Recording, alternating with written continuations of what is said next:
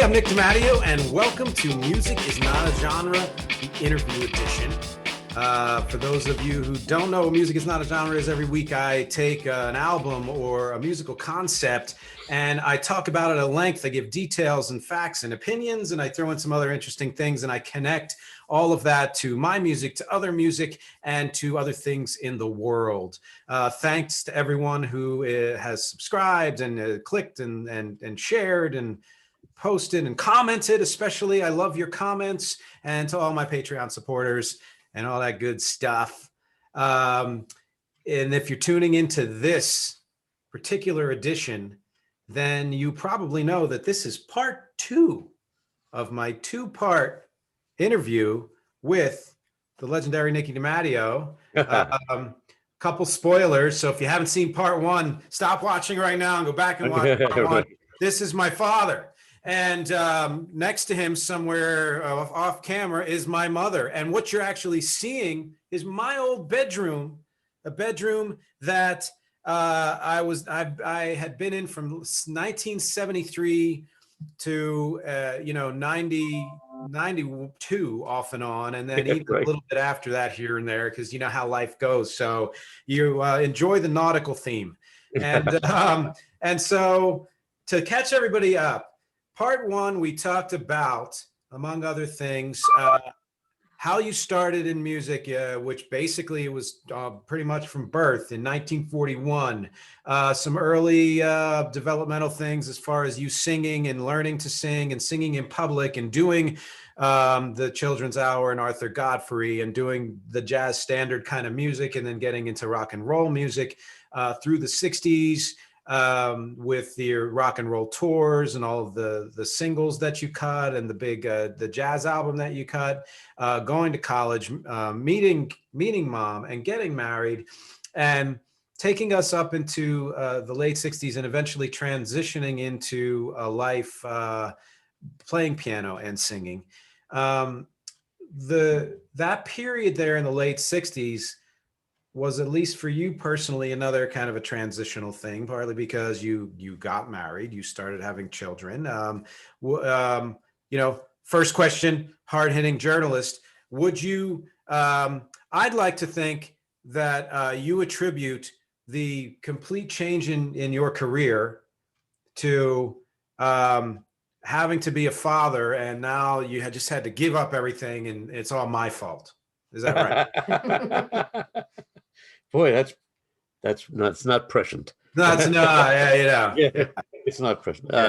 No, what happened? Well, of course, we married in April of '67. You come along in November of '68, and in '69, I was booked as a stand-up singer. I was booked at a place in Wilkes-Barre, Pennsylvania. I was naturally the featured singer. There was a band behind me. Called The Arrangement. After the show, they asked me if I wanted to join them, and I did for about a year, maybe a year and a half. We went to a ski lodge. You got your first haircut up there at a ski lodge in New England somewhere, and it was fun. It was great working with these guys, and but I was a solo performer from the get-go, and I went back to being a solo performer in I guess late '69. What kind of music did you guys do? We did contemporary, actually. We're doing Blood, Sweat, and Tears. We did. There was one specific song that your mom always liked, called "And When I Die." Mm-hmm. I'm not scared of dying, and I don't really care. That's actually a Laura Nyro song that Blood, Sweat, and Tears covered. Oh, okay. Yeah, I prefer their version, and that's another podcast I did, Covers versus Originals Challenge. Sometimes the covers are better than the originals, I think. Yeah, how about that? Not to take anything away from Laura Nyro, but that Blood, Sweat, and Tears version. Well, great. I wouldn't take anything away from the Beatles, but I always liked the Mamas and the Papas version of "I Call Your Name." That was on my list. Yes, Was and it I really? agree. Yeah, Anyway, there's so they much. reinvented it and still held true to the original spirit. That's what I like. Absolutely great. Yeah. So anyway, I was with left the arrangement, and then to get a call from an agent, Billy Austin in Atlantic City. He said that there was a club that wanted to hire me, and that was the Pal Joey's I mentioned, where I worked with. There was a band, and he fired the band, and that's when I started playing the piano. What kind of music was that the band was playing?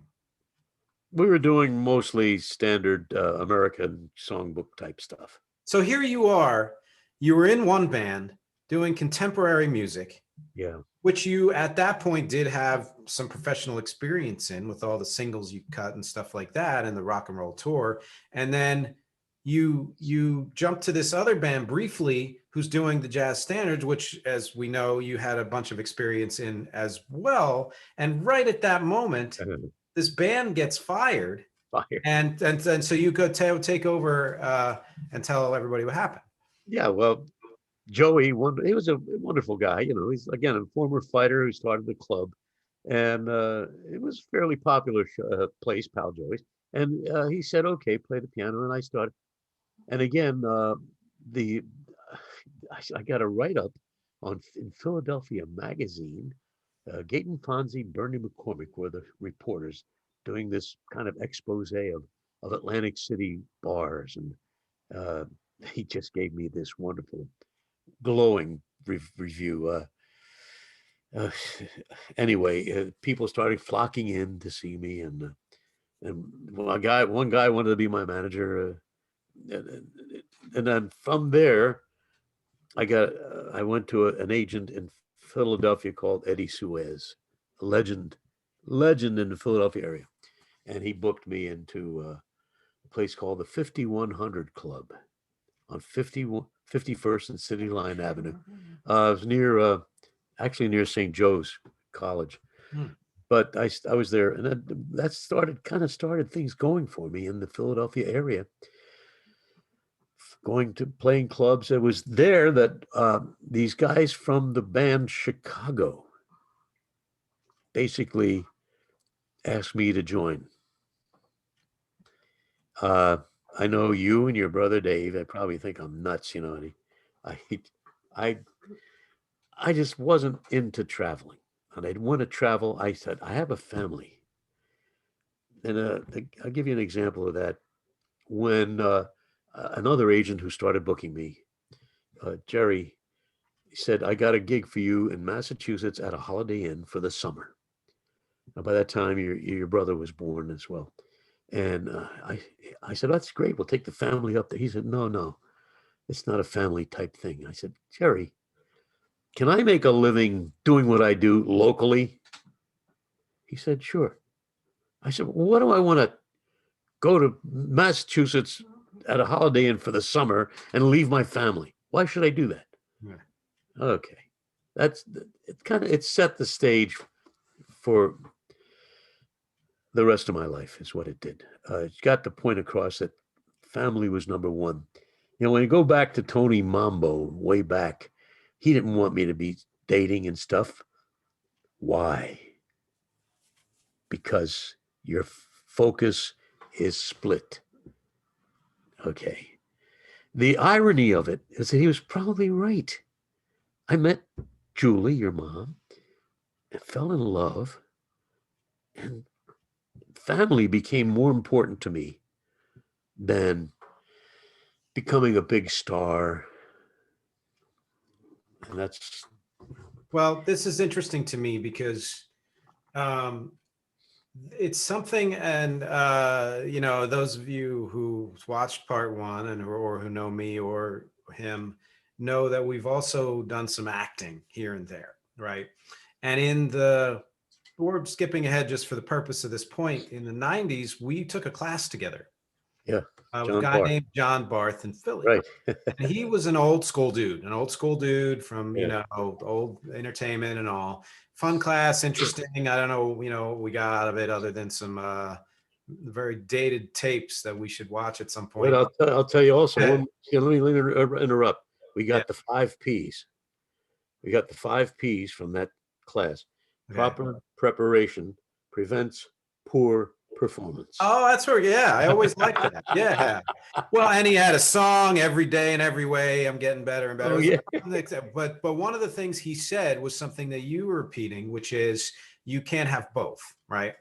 And so at the time I didn't have a family yet, but I was thinking about it and certainly planning on it, and shortly thereafter, it started happening. But my, I I'm a kind of person who when I want to not just know something but feel better about something, I do research because the unknown is the thing that's the most fearful. So once you know whatever it is you were afraid of is even if you thought, oh, if I know this, it's going to be worse. It's never worse. The more you know, the better off you are. And so I did my research and found that there were many, many people in the entertainment industry who have had both, who've had long-term relationships and families and careers. And I don't want to go into what I decided then or how anything happened, but what I always, found interesting was that that's not something that was ever promoted or, throughout the history of entertainment, especially in the 20th century. Everyone was forced to make a choice. You either had to be maniacally devoted to your career or settle, quote unquote, and have a family. And in one way, you were discouraged from, from doing both, from having the kind of, higher profile elements of your career because, as you say, family was the most important thing to you. And so you were given this false choice in my book, and because there was really no other way to do it, especially with people that you had to work with back then, you went this direction. But what happened was that you created a new thing, not new to the world, but new to you, which, like you said, enabled you to have your version of a career, which we're going to get into, and I'll explain to people why that's so important, not just to me, but to any working musician out there, and a family at the same time, and be successful at both. Amen. I like that. And that's so you spent your life disproving that old, that adage that you can't have it both ways. You can't have both. Yeah, I mean, so I'm not a big star, but again, the people that I've touched locally on a year by year basis and place by place that I've worked, all the places I've worked over these many years, that has become of paramount importance from the point of view of a career. Where the family is concerned, it's interesting. I was working 5 nights a week for quite a while, and I didn't want to leave you guys. It was it was like a chore to get into the car to leave you guys. Now, once I got where I was working, and once I started singing, the music, then became the main reason for my existence. I always say the song that I'm singing is the only reason for me to exist at that particular point. And I just felt that I don't know why I felt that, but I felt it, and there it is. I have, It's incredible. yeah, no regrets from that point of view, except that had I become, quote unquote, a bigger star, made a lot of money, I could certainly be of more help to you, to your brother, to other family members. But it is what it is, and I still consider myself the most blessed person I know. And which is the, most important thing for anybody. It's to be able to say that about yourself and your life, Yeah. and spoiler alert, we're going to get into the next phase of all this for so many good reasons, but just to kind of tie up the previous period and to add to what you said, your impact has never been just local, and partly that's because of the things you did earlier in your career. For Yeah. example, the connections in South America.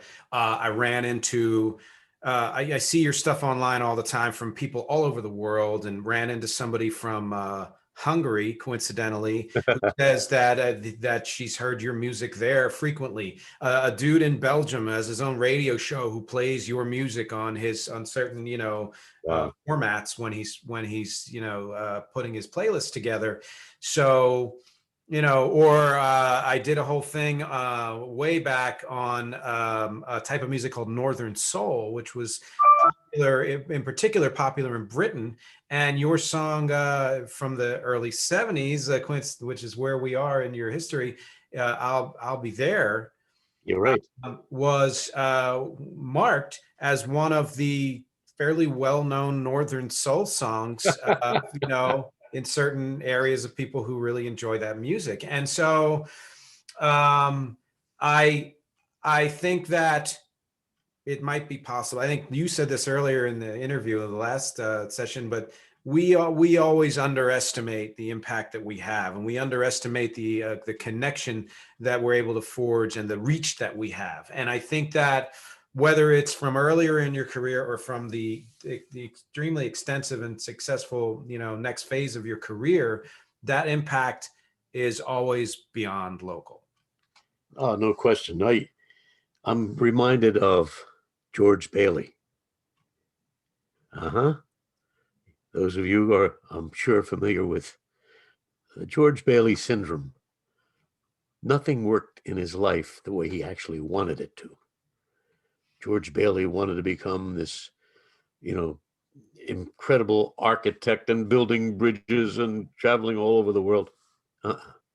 He never left Bedford Falls and still managed to do the will of the Father. George Bailey. So, Yeah. And what's yeah, interesting to me about that is that when he went through his, fever dream and the what would life be like without his existence, when he came back to his life, the only thing that had changed was him. His all life was right. still whatever it was, and it was him finding something within himself to appreciate what he had there. And who's to say what happened after that? Because that's where the story ends. Yeah, it ends there, Now, right? what he decide? Did he decide to travel or whatever? And that's totally fine. But I think whether he did or not is not the important thing. The important thing is he found value in himself and his life and in the here and now, and not in what might be. Right. Within the circle that he found himself in, Yeah. which is where we all are. We all find ourselves in a circle with surrounded by people, and that's that's where we can do where we're supposed to be doing the most good.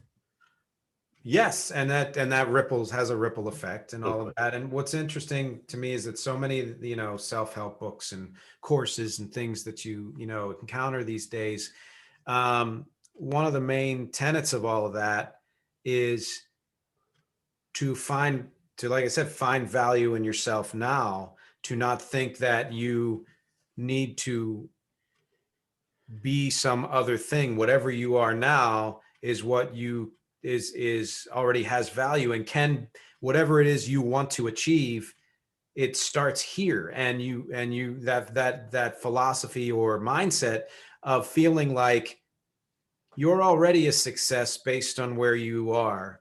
Whatever else happens after that is based on choice and circumstance and motivation, but it doesn't mean that you're waiting to be a success or you're waiting to be a complete person or any of that stuff. Not at all. Yeah. Uh, I've had many, thank the Lord, many compliments in my career.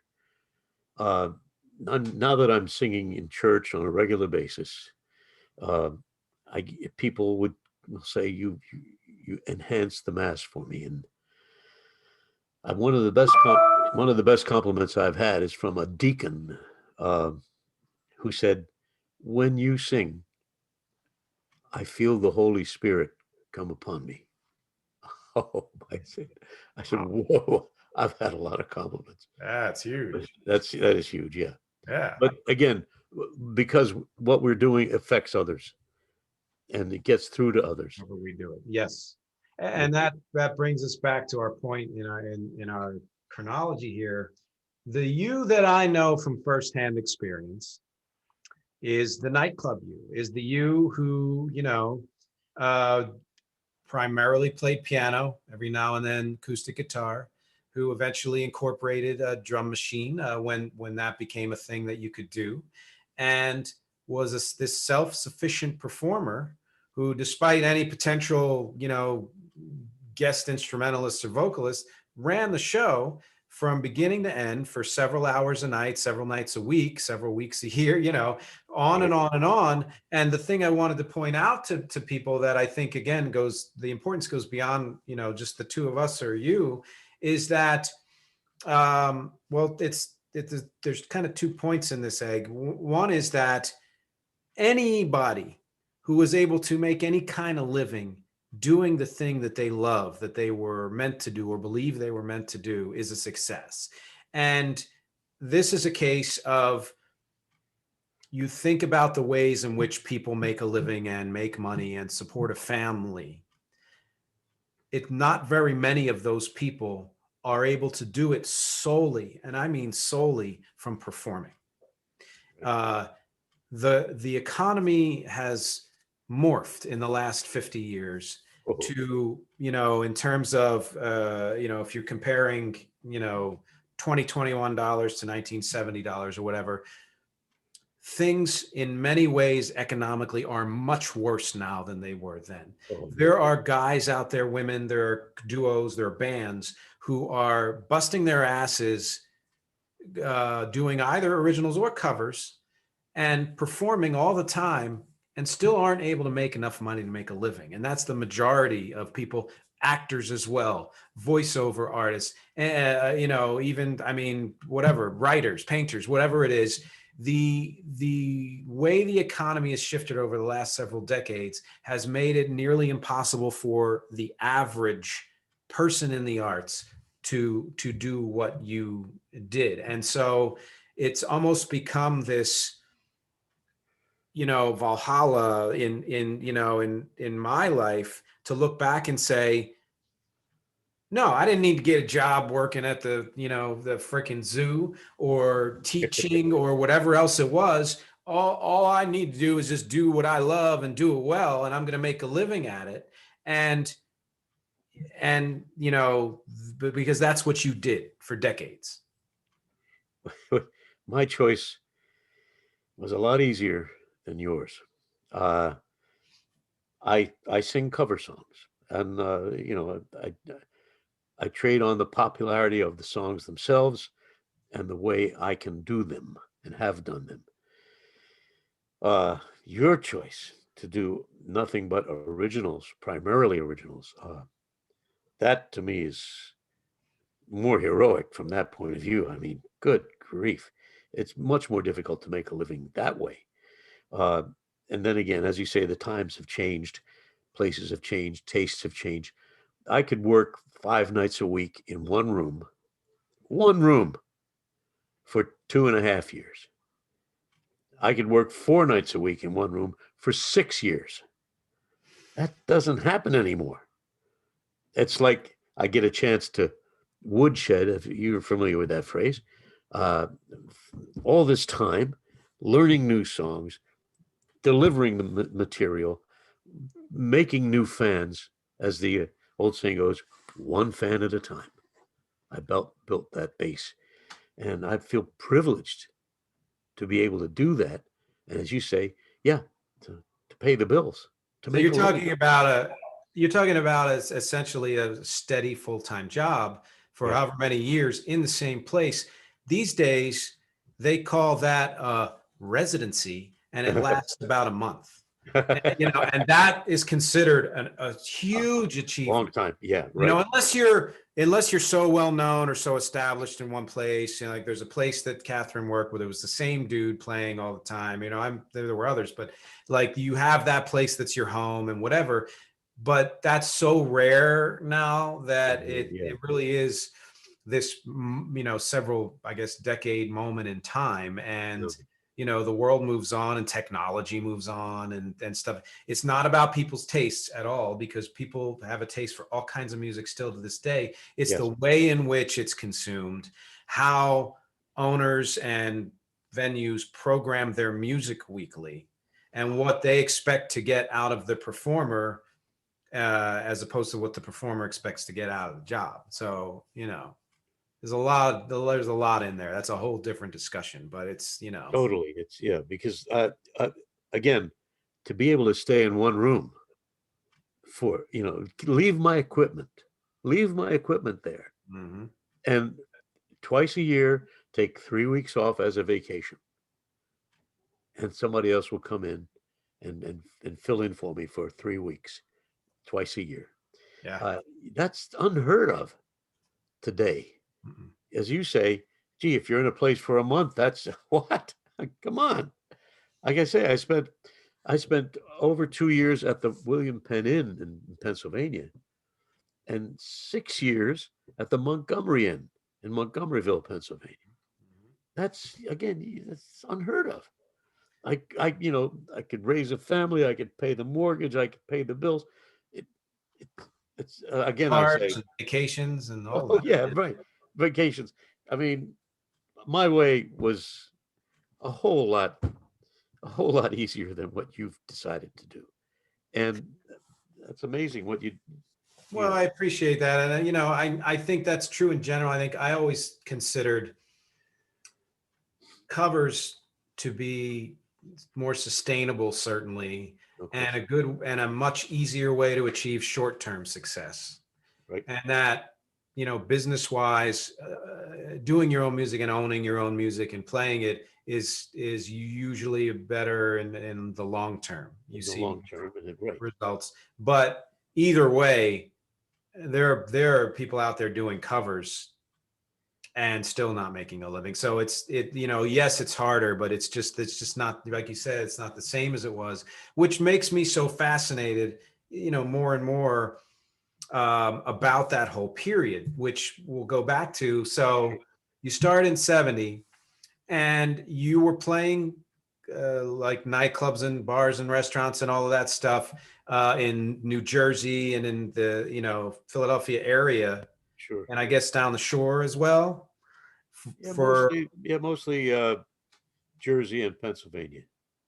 Yeah, didn't do Okay. yeah, down the shore. Right. Okay. So, and then, that was where, I grew up learning the most about music, Yeah, and partly because, uh, as a very small child, when mom would want to go to see you, she would take me and eventually Dave, my brother, sure. um, and we would hang out and watch the show, and we're at whatever club you were playing in till the wee hours of the morning, Yeah, even as children, and which you'd come is, up. if an amazing experience, and so great that I did it hundreds of times and probably more.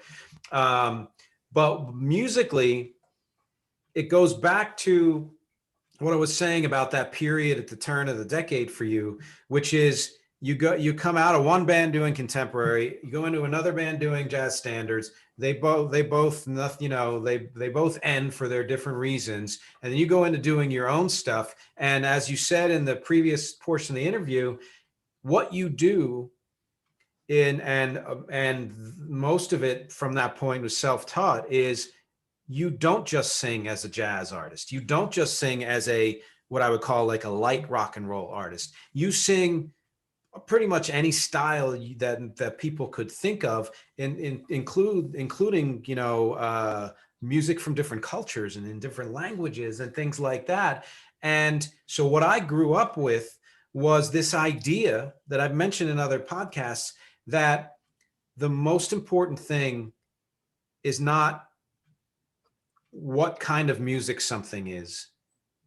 It's the song, it's the music itself, it's the how good is that song, how good is the how and are you doing justice to it in the way that you do it. You are not somebody who says, I'm going to create an environment where I sound exactly like the recording. Oh, right. Yeah. You take it, you make it your own, and yet somehow also still maintain a strong connection to the spirit of the original. And Exactly. some closer to other, than others as far as style. But anybody who knows my music, and especially the covers that I've recorded, knows that my big thing with is a cover good or not is don't try to recreate what exists. Take it and make it your own. And geez, where do you think I got that from? From the years and decades, watching you perform, and such an eclectic, a bunch of music, not just in your shows, but even when we would go home and listen to the, turntable, and you'd have stacks of records, there would be Latin music and jazz music and rock music and, vocal music and all of that stuff. It's a great way to live and to grow up, to understand that there is more to music and more to the world than just your one narrow point of view. No doubt about it. I come back to acting. Come back to acting. It's so important to act the message of the song. Each song to me is like a play, beginning, middle, end.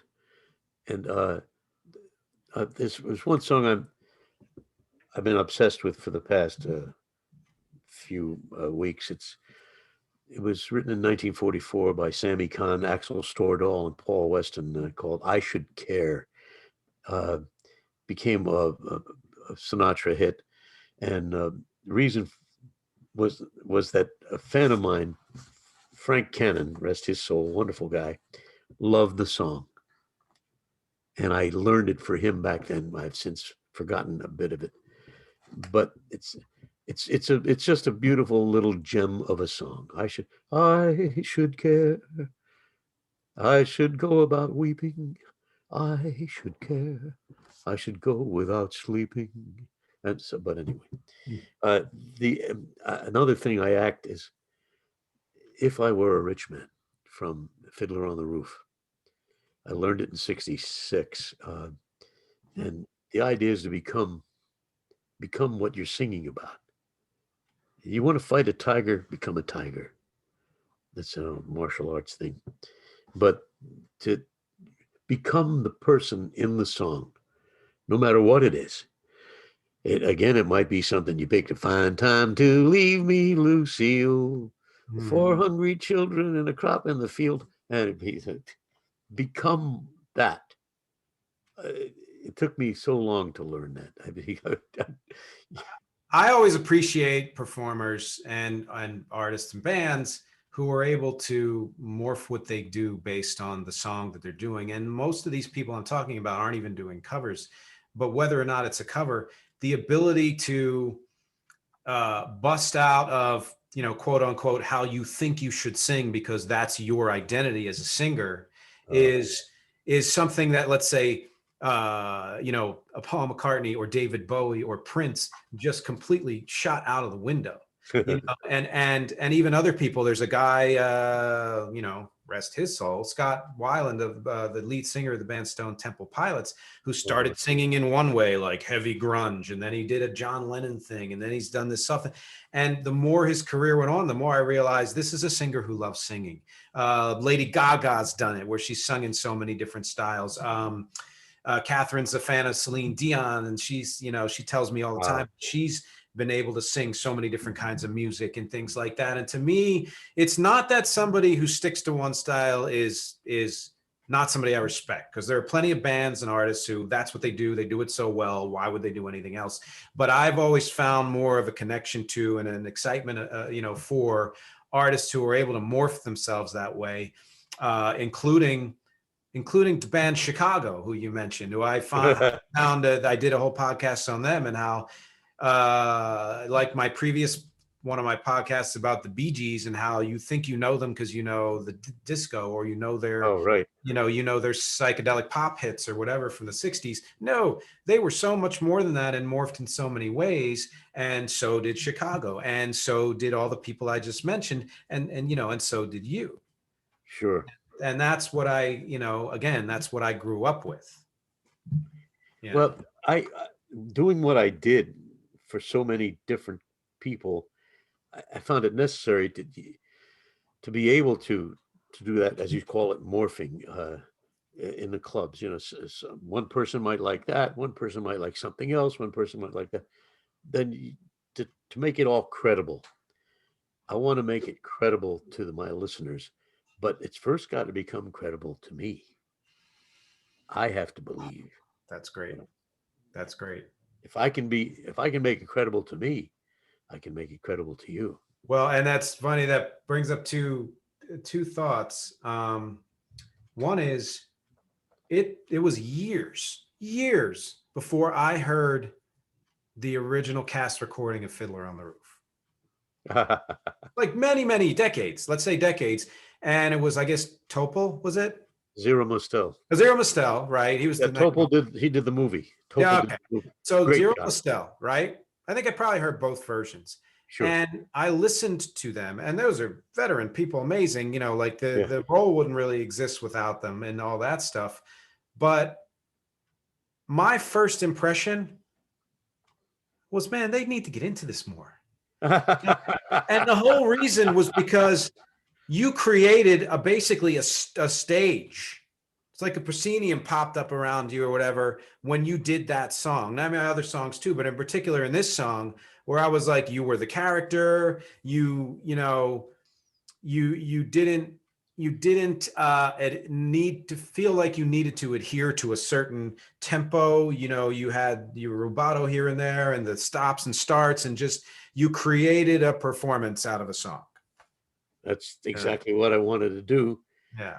And you just actually described it quite beautifully. Thank you. Well, and part of the reason is because, like you said, as from that acting point of view, which funny enough, an acting teacher I had in the early O's, you know, saw me perform at CBGB's once and said, with this one particular song, that's a song about being angry. He's like, I want to see you angrier. And that moment changed the way I did music after that, because it helped me see that even in my brain feeling like I'm eclectic and doing such and such, I was still adhering to a certain way of singing in some ways that wasn't allowing me to be more expressive in songs that needed that. Yeah. You know? Yeah. Sure. But just anecdotally, the second thing that this conversation brought up was that for some reason I stumbled on some information about Mae West. Oh boy. And found out that she had a recording career through the 1970s. Oh, for crying out loud. And that in her 70s, she released 2 albums of rock and roll covers. No. And it's, you know, hit or miss. I mean, I look, she's an amazing person, and I admire her for all the, you know, things that she did and all. And she's more of a talk singer anyway, especially at that point. But for her to make that attempt to morph her own, you know, style into that is just, to me, that's, you know, that's courage, you know, and those are the kind of artists that I gravitate towards. That's beautiful. Maybe that's. Yeah, you should look it out. It's on YouTube, I think. But so, you know, not to make this a 3-part interview, we're here in the 70s, and you're establishing yourself as this local performer in the clubs, and you're kicking ass and making a living, and you now have 2 kids. And this continues, just so people know, for many more decades, through all of my childhood and into, you know, my young adulthood even. And again, like I said, making a living anywhere from 4 to 6 nights a week. There were, you know, in certain clubs, there was a period where you did 6 nights. I remember that didn't last very long, but it was that's crazy. And yes, we're going to talk a little bit more about that, because all of that is very significant. But a couple of things happened in the mid 70s that I think people will want to know about. One is that in 1976, you released a solo album of originals. Yeah. You know, with your name, the title was your name. And it's not that you hadn't, you know, you recorded an original before and whatever, and you know, way back, and you had written songs and stuff like that. but this was a thing that you did. And then to put a pin in it, because I want to, these are the two things I want to talk about. The following year, you joined karate. So you're in, you're in the prime, you're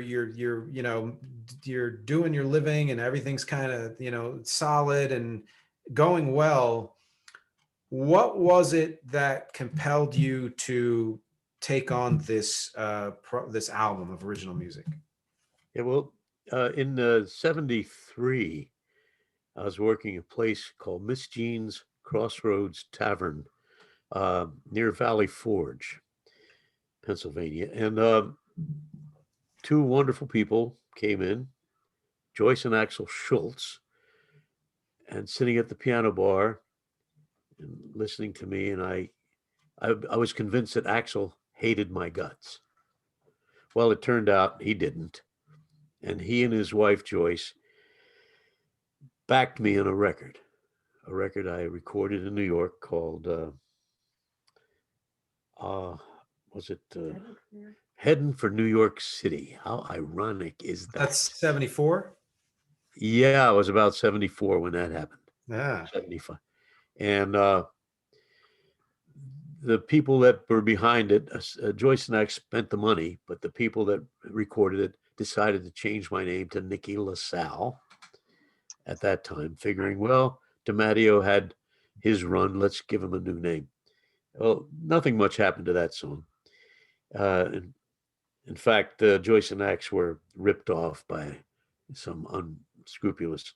But anyway, the money they got back in taxes as a tax refund, they reinvested in this Nicky DeMatteo album, the eponymous, where I recorded nothing but original things. And that's how that album came about. And Joyce sent an album to Dinah Shore in LA. And darn if she didn't sing a couple of my songs. I never got royalties because somebody failed to register what they call a mechanical copyright. Right. I don't know what that. Yeah, I had. So anyway, I never got royalties, but Dinah Shore did sing a couple of my compositions. Which songs were they? Do you remember? Yeah, she sang one called "Hey Hey Hey Hey," and then the other one was I get try to look on the bright side if you want to ease your troubled mind. Does anybody have a tape of this show that she did this on? Or no, I happen to see it in the TV guide of all that. Dinah Shore singing the Hey Hey song. Wow. And I wrote the song based on Fonzie. Hey. Oh, no way. Yeah. Sure. Hey. Yeah. Not an Italian, by the way, fellas. People, even though he played one very well. So I want anybody out there. I'll probably do it anyway, but I want some of you out there, go look up this Dinah Shore and those two songs, Hey Hey and Look on the Bright Side, and see if you can find a recording of it. Even if it's just audio, I would love to hear it. Oh, I would too. It would be so great. And then so that solo album, I remember that was my first studio experience, was being in the studio at times. I remember a point in a song called Reincarnation when, and I think this is why I ended up wanting to get into production or arrangement of songs, was this one moment where the people in the studio were talking about whether the end vocal should remain at the high tonic or step down, chromatically. I remember that.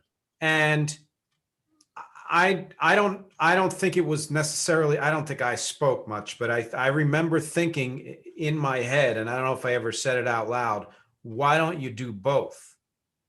And somebody else in that place said the same thing, because that's how the recording ended up ending. You're right. And that thought to me has resonated with me for years, because it was my, entry into thinking about the recording of a song isn't just about the integrity of the original material. and it isn't just about how it's performed. Those are very essential, both of them, but it's also about how it's produced. Is the production either supporting the content and the meaning of the song and or enhancing it in some way?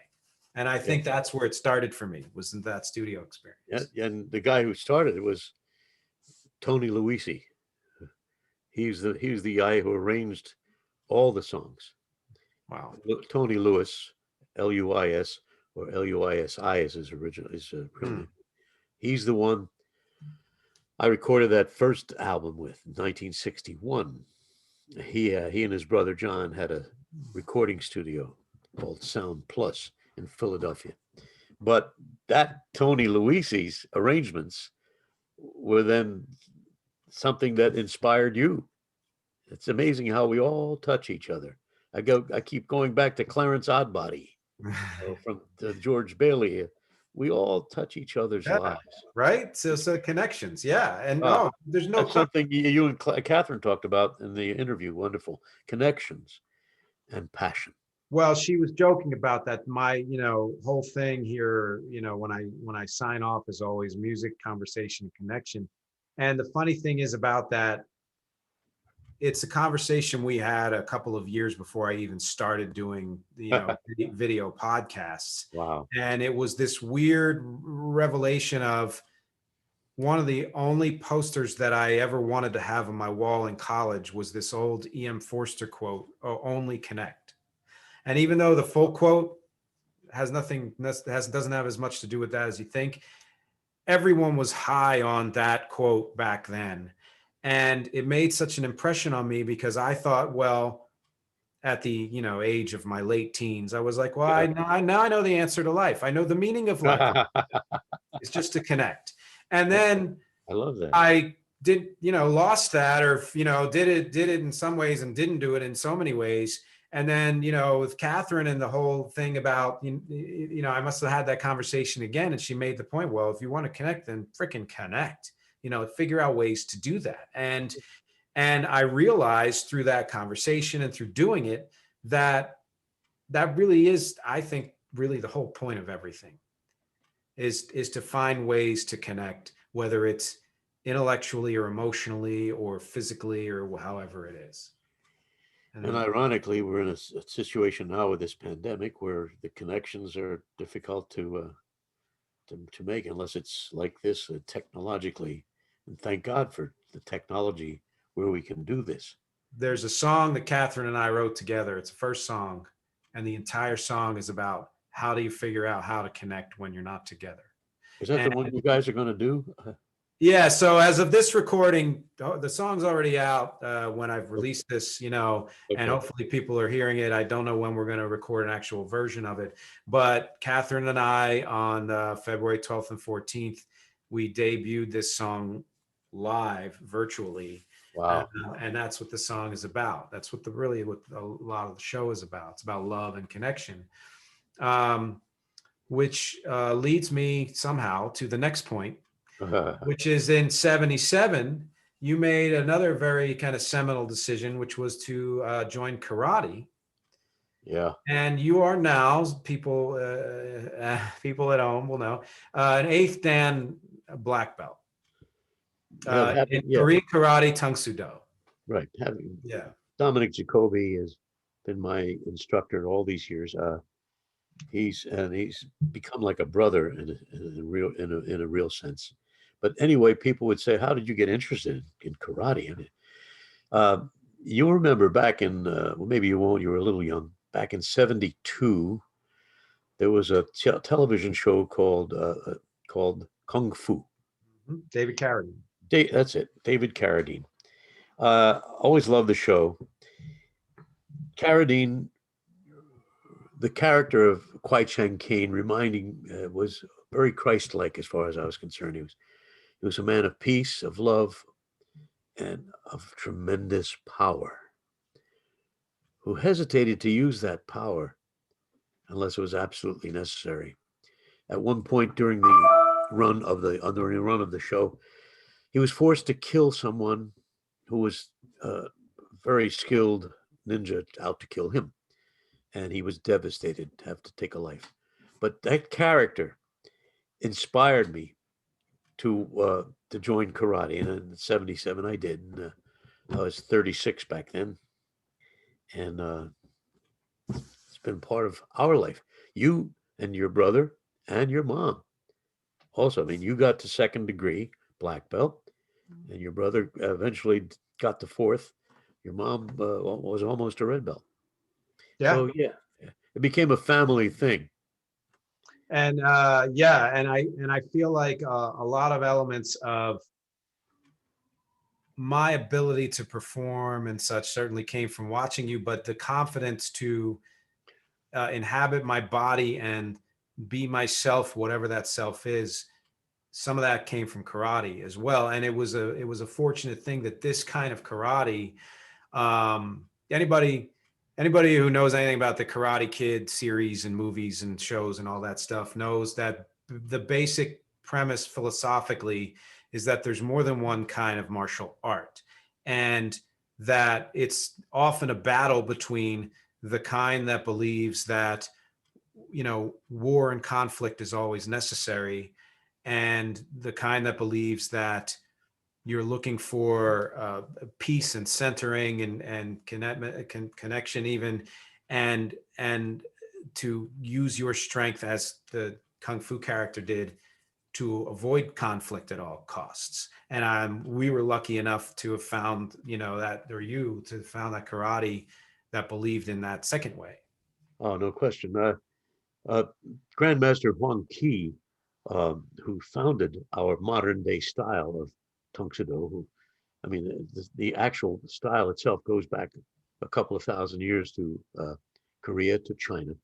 But Grandmaster Huang Qi in his book said the primary objective of the skilled disciple of the martial arts is to achieve victory without combat. Interesting that people out there see karate people as you know, with this, you know, chopping and kicking and right, but to achieve victory without combat, as you say. uh, the the Chinese figures for martial arts, the Chinese actual writing means stop war, stop war. Wow. It's all very fascinating. That's amazing. I Yeah. didn't know that. And what I, you know, people might appreciate this because it's very timely, but Catherine and I have been, you know, have binged the seasons of Cobra Kai that have Oh existed. yeah. Those of you know, based on the Karate Kid. And, you know, I was actually the age of that character in the movie and doing karate at that time. Yes. So it was a big thing for me, even though it turns out, you know, Ralph Macchio is, you know, like 8 years older than his character or something. But Yeah. the guy who played the rival, Johnny, whose name is William Zabka, who Sure. is actually, he's only a year or two older than I am, I think. But he didn't really know karate at the time, but he subsequently did train karate for, you know, and continues to train. And the discipline he chose was Tung Sudo. And in one of the episodes in this most recent season, you know, Daniel travels to Okinawa, and there's this voiceover, and it's talk about how, you know, his master learned, et cetera, et cetera. And they mention two things in that voiceover: Tung Sudo and Huang Qi. Wow. And Wow. I guarantee you it's because of William Zabka and his, you know, immersion in Tung Sudo and his appreciation for it. So I don't know. I thought that was cool. So That is cool. And I know what it's like to be immersed. So I get. so here we are. You know, I don't, you know, I'm not gonna, I won't promise that there won't be some third part of this interview in the future for some reason or another.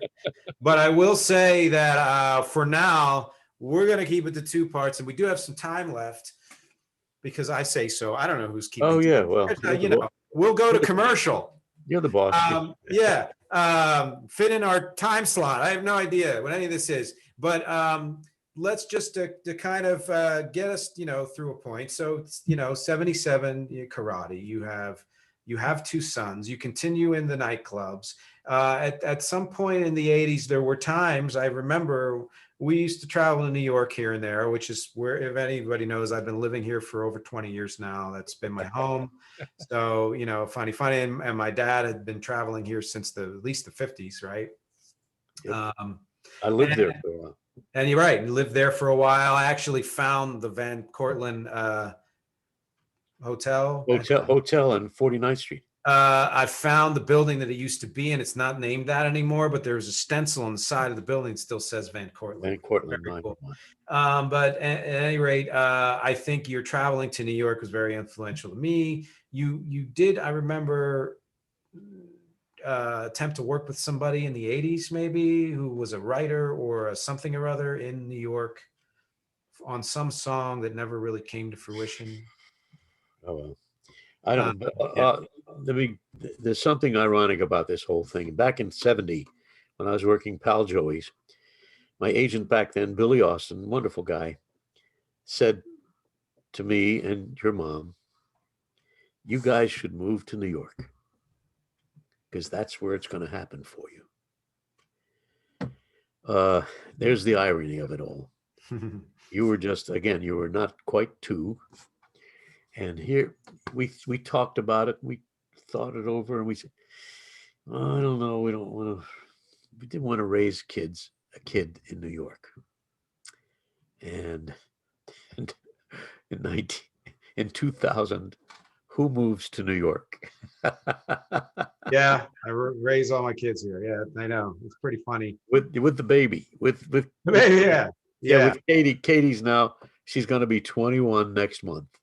That's right. That's astounding. That's right. And all of my children have been in music in one way or another, which is cool. But I'm trying to recall anybody from the 80s that you mentioned. I off the top of my head, I can't quite. It made an impression on me because you took us, and I remember going to some, suite. Harry Finford. Okay. His name was Harry Finford. He was an executive with Guidon Records. Oh yeah, Jamie Guidon Records, and Guidon Records released my song "Suddenly" back in late '59, and I was doing some recordings for him. Is what it was, and he knew a songwriter named Gladys Shelley up in New York, and then you guys came. That's it. That's what it was. Yeah, you jogged my memory. Yeah. Okay, good. And so. Right. That's where who knows, how things, end up unfolding in that way. But it's, that's connections. Yeah. Well, and it didn't stop there. There was it the late 80s or was it early 90s, right? Where you released a country EP. Yeah. Of original songs, Countrified City Boy. Right. And well, what's that? No, yeah, that's right. 4 songs. Yeah. Which are songs that you played often in your act and all of that. And, continued on with the clubs for many, many years after that. We keep getting you to, see if we can get a show set up for you now so that we can get some fans back out there. We actually should know, one of the links I'm putting down there is a show that he came and did last year that we did on Facebook Live, which if you haven't seen it, please click the link and go see it. And also, hopefully within the next 6 months, if things improve in the world, we're going to have him up again and do another virtual show, but this one's going to be by, ticket only, as it should be. But because like Tony Bennett, who's much older than you are, but as someone who has performed throughout his life and, sad to hear what he's going through now, but you are someone who, however your life has changed, however your circumstances have changed, your, the reasons for working or not working, however, even your voice has developed and all of that and seasoned, you're still as good as you ever were. And So that feeling of, well, thankfully you're still performing, at least in church and things like that. But that idea of connection to me is something you taught me years ago that ironically comes from the Bible, which was the parable about the, burying the talents in the backyard or whatever it Yeah, was. right. Now that's just going to go to waste. And that's certainly, yeah, we'd like, if the whatever those talents in your back pocket to still come out, in the future. But let's face it, that is not something you did. You never ever let any of that go to waste.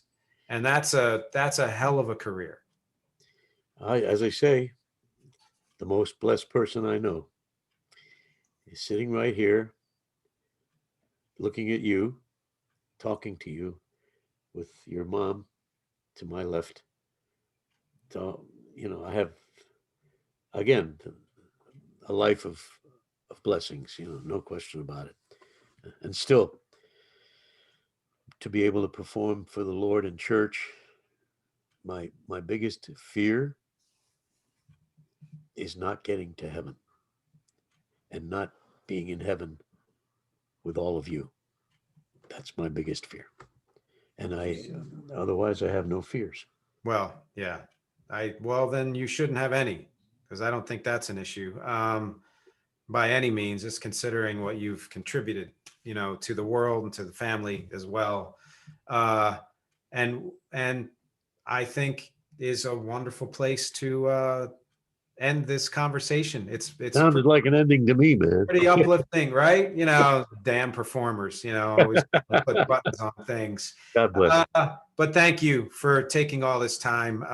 You've always helped me in the ways that you have in terms of not just life, but career things. And this is no exception. Thank you so much. And you keep up your good work. You and Catherine.